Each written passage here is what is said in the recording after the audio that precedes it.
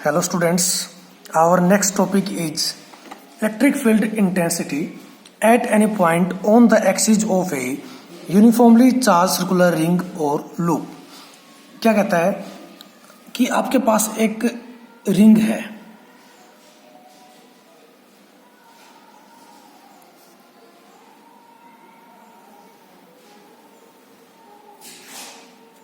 आपके पास एक uniformly charge ring है या लूप कंसिडर कर लीजिए।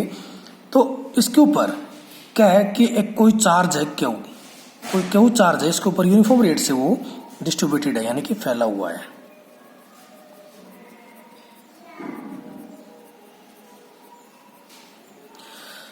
ओके, तो कहता है कि इस रिंग की वजह से या इस लूप की वजह से किसी पॉइंट P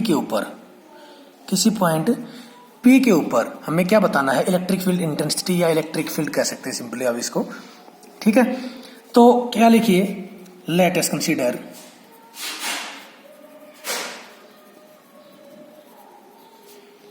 ए यूनिफॉर्मली चार्ज्ड रिंग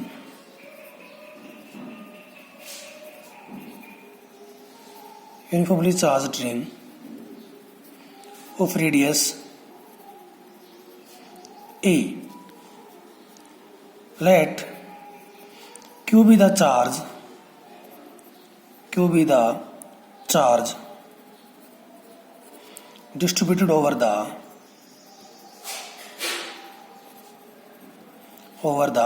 ring.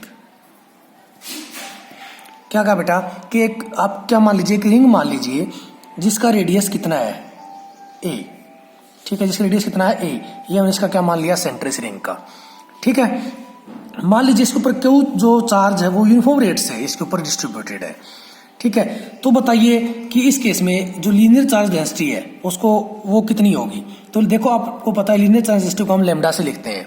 ठीक है, तो ये किसके इक्वल होगी, चार्ज पर यूनिट एरिया। ठीक है, या चार्ज पर यूनिट लेंथ। ठीक है, लीनियर चार्ज डेंसिटी किसकी होगी, चार्ज पर यूनिट लेंथ की इक्वल होगी। तो इसकी जो लेंथ है वो किसकी इक्वल होगी, इस रिंग के सर्कमफ्रेंस के इक्वल।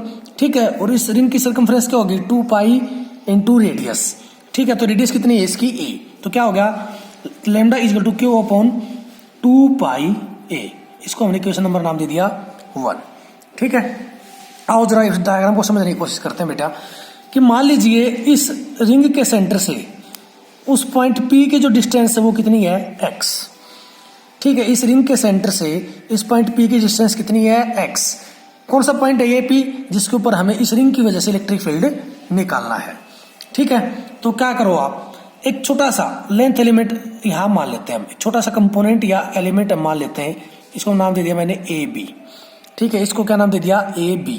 और इस AB एलिमेंट की जो लेंथ है वो कितनी है, DL। इस AB एलिमेंट की लेंथ कितनी है, DL। ओके, अब क्या करो बेटा, इस जो स्मॉल एलिमेंट या स्मॉल कंपोनेंट आपने यहां पर माना है, इसको इस पॉइंट P से मिला दो। ठीक है, इस AB को किससे मिला दें हम, पॉइंट P से। ठीक है, अब देखो हमने इस एलिमेंट की लेंथ कितनी मान ली है, स्मॉल लेंथ DL। तो इस पे चार्ज भी कितना होगा, एक थोड़ा सा चार्ज होगा, जिसको क्या नाम दे दिया मैंने, DQ। ठीक है, मैंने क्या नाम दे दिया इसको, DQ। ओके, अब देखो ये एक ट्राइंगल बन गई। ठीक है, जिसका बेस कितना है x, जिसका परपेंडिकुलर कितना है a, तो अपने को हाइपोटेन्यूज नहीं पता कितना है। ठीक है, तो अकॉर्डिंग टू पाइथागोरस थ्योरम इसकी वैल्यू क्या आ जाएगी, √x² प्लस a²। ओके बेटा, तो देखो अब समझने की कोशिश करो। अब इस AB के ऊपर कुछ चार्ज DQ फैला हुआ है, तो इसकी वजह से P पॉइंट पर कुछ इलेक्ट्रिक फील्ड होगा। ठीक है, अभी पॉजिटिव चार्ज है तो इसकी वजह से इलेक्ट्रिक फील्ड क्या होगा, रेडियली आउटवर्ड्स।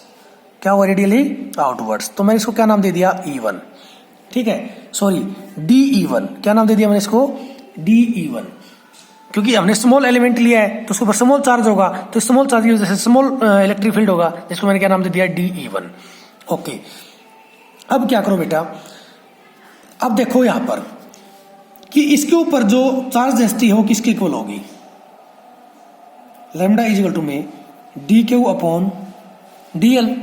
ठीक है, इस स्मॉल एलिमेंट के ऊपर अगर मैं चार्ज डेंसिटी निकालूं तो क्या होगी, चार्ज पर यूनिट लेंथ। तो यहाँ पर चार्ज कितना है, DQ, और लेंथ कितनी है, DL। किसके लिए, इस small element AB। For small length element या एलिमेंट कह सकते हैं आप इसको, ए बी। ठीक है, अब ये क्या करें, हम इस डीएल को उधर ले जाएं तो क्या लिख सकते हैं हम इसको, D Q is equal to में लैम्डा इंटू डीएल। ठीक है, डीएल को उधर लेके जाओगे तो लैम्डा के साथ मल्टीप्लिकेशन में आ जाएगा। इसको नाम दे दो इक्वेशन नंबर 2। तो अगर मैं यहां से बात करूं किसकी, इलेक्ट्रिक फील्ड की, ठीक है, तो यहां पर इलेक्ट्रिक फील्ड कितना होगा, DE1 किसके इक्वल होगा, आपको पता है किसके इक्वल लिखते थे हम, देखो यहां पर इलेक्ट्रिक फील्ड को क्या लिखते थे हम, E इक्वल टू में K इंटू में क्यू अपॉन में R स्क्वायर। ठीक है, तो ये क्यू के किसके इक्वल होता है, 1 अपॉन में 4 pi epsilon naught according to Coulomb's law. ठीक है, इंटू में क्यू अपॉन में R स्क्वायर, ऐसे लिख सकते हैं हम इसको। तो यहां पर देखो DE1 की बात अगर करेंगे तो हम कैसे लिखेंगे इसको, 1 अपॉन में 4 pi epsilon not D Q, क्योंकि चार्ज कितना है यहाँ पर इस एलिमेंट के ऊपर, जब इस एलिमेंट की हम बात कर रहे हैं ए बी एलिमेंट की, तो चार्ज कितना है यहाँ पर डी क्यू अपॉन में डिस्टेंस का स्क्वायर, और यहाँ पर डिस्टेंस कितनी है, देखो आप यहाँ से under of X square plus A square. तो क्या कर दूंगा मैं इसको, under of X square plus में ए स्क्वायर का square.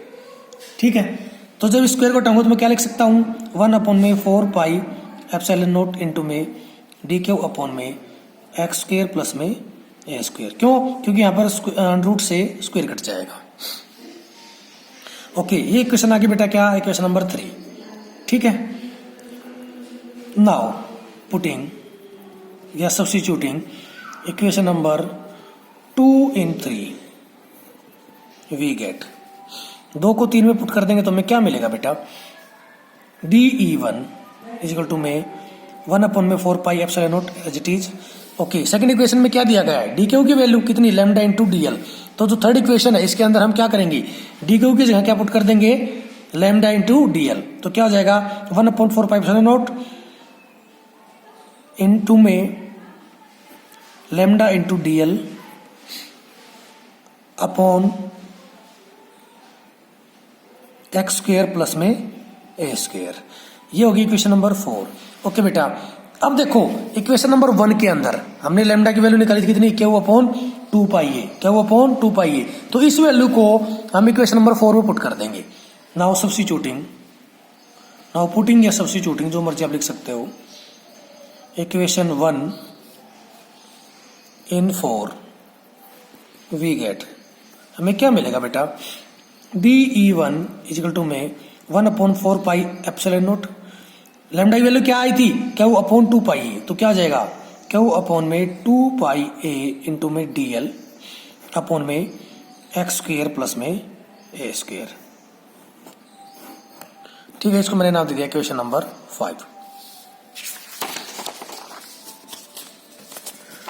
Now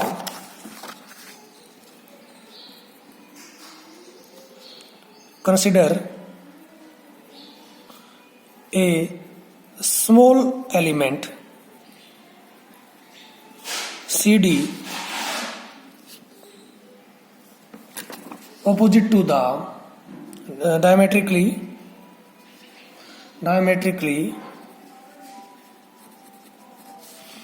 opposite to the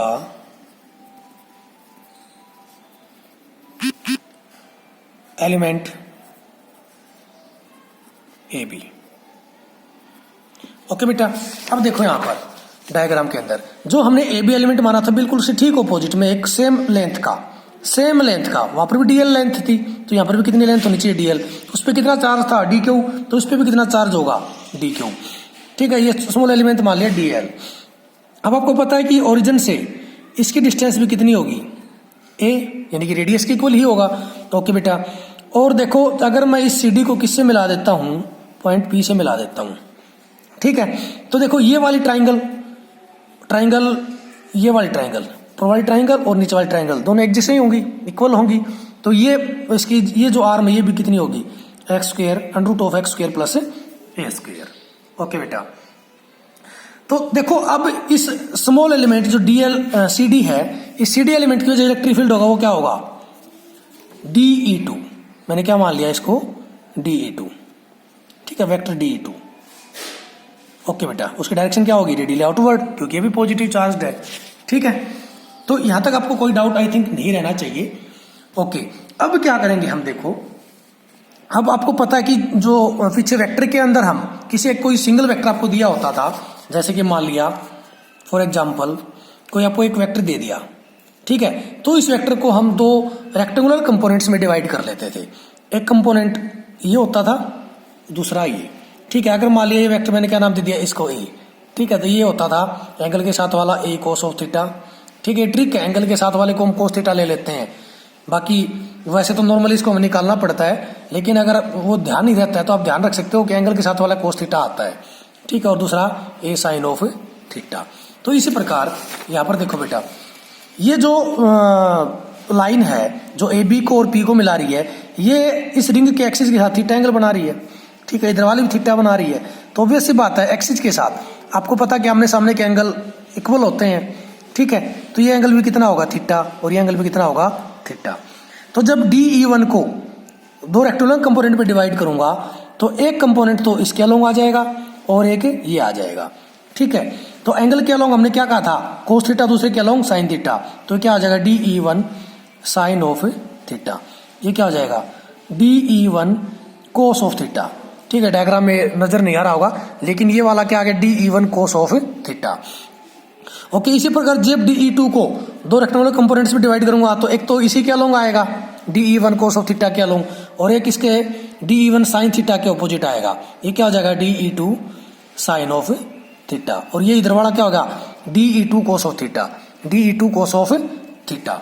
अब यहाँ पे देखो बेटा, जब दोनों एलिमेंट ए बी इक्वल हैं, दोनों की लेंथ इक्वल है, दोनों पर चार्ज इक्वल है, ए बी और सी डी जब दोनों इक्वल हैं, दोनों की लेंथ डीएल के इक्वल है, दोनों पे चार्ज डी के इक्वल है, तो वैसी बात है कि DE1 साइन थीटा और DE1 कोस ऑफ थीटा ये दोनों क्या होंगे, एक दूसरे के इक्वल एंड ऑपोजिट, ठीक है। दोनों डायरेक्शन आप देख रहे हो एरो के हिसाब से, ये दोनों डायरेक्शन ऑपोजिट है, ठीक है, दोनों की डायरेक्शन क्या है, ऑपोजिट है, और मैग्नीट्यूड वाइज क्या है, दोनों इक्वल। तो DE1 साइन थीटा और DE2 साइन थीटा और DE1 साइन थीटा एक दूसरे को कैंसिल आउट कर देंगे, तो इनकी वजह से तो कोई इसके ऊपर फर्क पड़ेगा नहीं, कोई नेट इलेक्ट्रिक फील्ड होगा नहीं। DE1 साइन थीटा और DE2 साइन थीटा और D1 साइन थीटा की वजह से तो इलेक्ट्रिक फील्ड क्या होगा यहाँ पे 0। तो इस पॉइंट पर इलेक्ट्रिक फील्ड जो होगा वो किसकी वजह से होगा, DE1 कोस ऑफ थीटा और DE2 कोस ऑफ थीटा की वजह से होगा।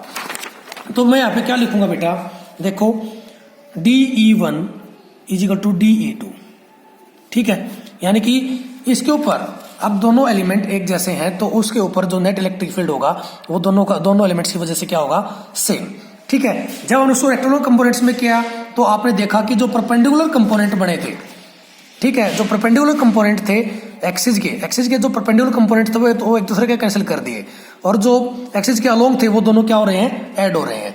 तो देखो अब ये रिंग है, ऐसे बहुत सारे एलिमेंट से मिलकर के बनी है, ठीक है। यहाँ पर मान लिया कोई एक एलिमेंट है तो दूसरा एलिमेंट इसके बिल्कुल ऑपोजिट होगा, ठीक है, जो कि इसके परपेंडिकुलर एलिमेंट को तो ये क्या कर देगा, कैंसिल आउट कर देगा। क्या बचेगा, इसके एक्सिस के अलोंग बचेगा बस, ठीक है। तो एक्सिस के अलोंग जो भी एलिमेंट होगा, कंपोनेंट होगा, उसकी वजह से इस पॉइंट पे इलेक्ट्रिक फील्ड होगा, ठीक है। तो नेट इलेक्ट्रिक फील्ड को हम किससे लिखेंगे, देयरफॉर सारी बातें मैं लिख नहीं रहा हूं, मैंने बता दी है ये चीज। ये नेट किसके इक्वल होगा, इंटीग्रेशन ऑफ DE1 या DE2 कुछ भी लिख सकते हो आप, ठीक है, कोस ऑफ थीटा। जब एक एलिमेंट की वजह से क्या है, फर्स्ट एलिमेंट की वजह से DE1 कोस थीटा, दूसरे एलिमेंट की वजह से DE2 कोस थीटा, ठीक है। अगर कोई थर्ड एलिमेंट ले तो DE3 कोस थीटा। यानी कि कहने का मतलब क्या है कि जो नेट इलेक्ट्रिक फील्ड होगा उसमें जो कंपोनेंट एक्सिस के परपेंडिकुलर आ रहे हैं वो तो कैंसिल आउट हो रहे हैं, जो कंपोनेंट एक्सिस के अलोंग आ रहे हैं वो ऐड होते जा रहे हैं, ठीक है। तो उनको सबको ऐड करने का सबसे बढ़िया तरीका क्या, हम उसको इंटीग्रेट कर दें, ठीक है। तो देखो DE1 हमने निकाला था पीछे इक्वेशन नंबर 5 के अंदर, ठीक है।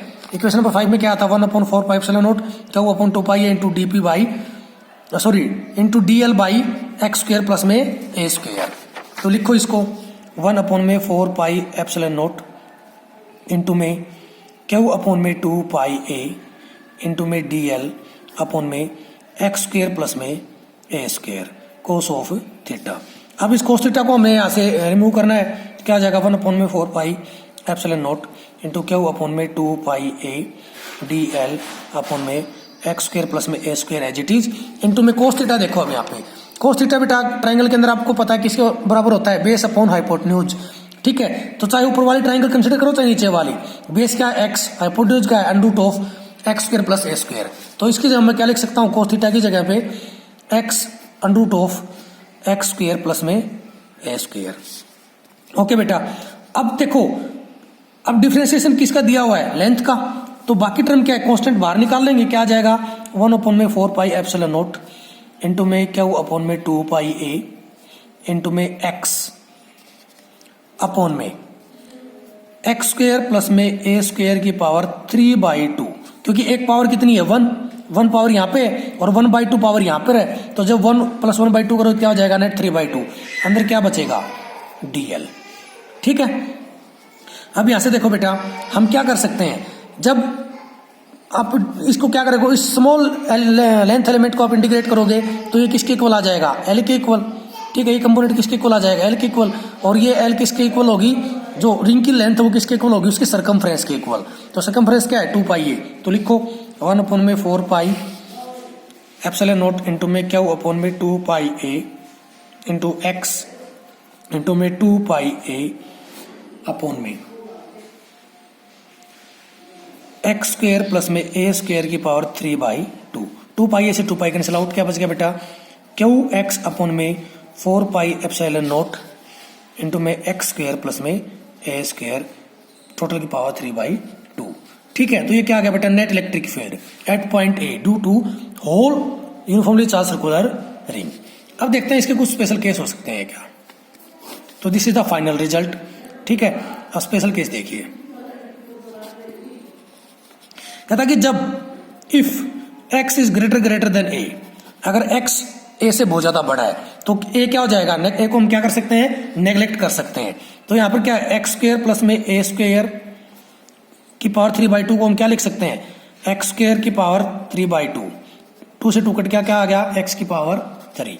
ठीक है, तो इक्वेशन नंबर 6 जो हम यानी कि नेट इलेक्ट्रिक फील्ड आया था उस पॉइंट पे ये किसके इक्वल हो जाएगा, क्यू एक्स अपॉन में 4 पाई एप्सिलॉन नॉट एक्स की पावर 3। ठीक है बेटा, तो this was the special case. Okay बेटा, थैंक यू। नेक्स्ट टॉपिक में